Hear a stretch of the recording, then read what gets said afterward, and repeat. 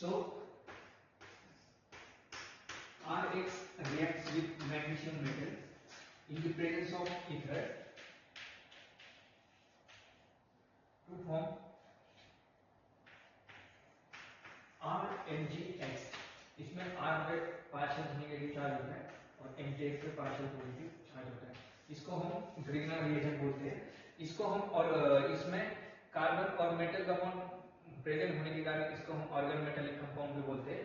सो हम देखेंगे कि ये Rx रिएक्ट करता है Mg से और in the presence of ether तो ग्रीनर रिएजेंट यूज करता है। तो हम देखेंगे कि ये Rx की रिएक्टिविटी ऑर्डर क्या होती है मैग्नीशियम के साथ रिएक्ट करने की।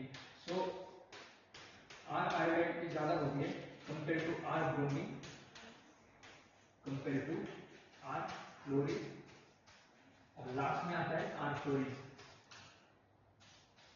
तो एक रिएक्टिव ऑर्डर ऐसे होने का कारण क्या है, क्योंकि इसमें आयोडीन की साइज ज्यादा होती है compare to bromine, compare to chlorine and then iodine. So जिसकी साइज ज्यादा होने के कारण इसका बॉन्ड वीक होता है, तो ये जल्दी टूट जाता है, तो इसके साथ जल्दी से रिएक्ट करता है और ग्रीनर रिएजेंट यूज करता है। सो इस ग्रीनर रिएजेंट में ये R- ग्रुप है, ये स्ट्रांगली बेस की तरह और न्यूक्लियोफाइल की तरह एक्ट करता है। सो हम देखेंगे कि कब ये बेस की तरह एक्ट करता है और ये कब न्यूक्लियोफाइल की तरह एक्ट करता है।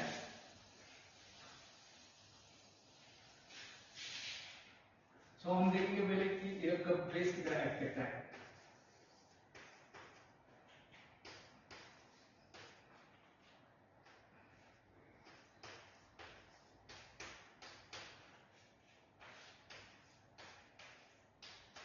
In presence of ether,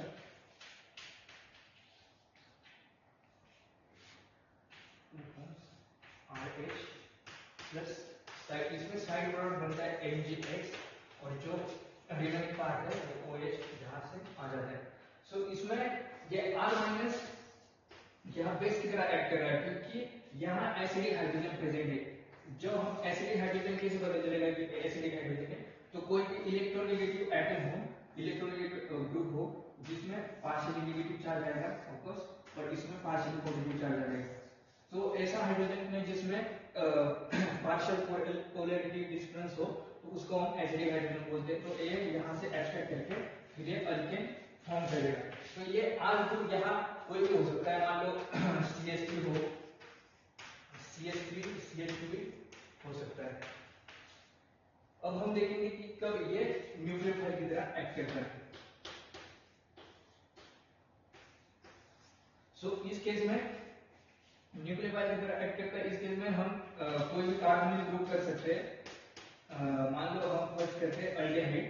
so aldehyde के साथ ये RMgX जब रिएक्ट करेगा इन प्रेजेंस ऑफ ईथर, तो इसमें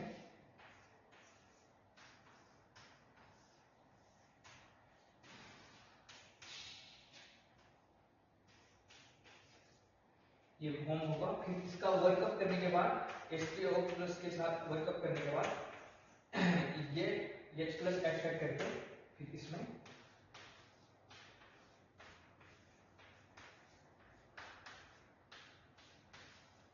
ये अल्कोहल फॉर्म कर देगा।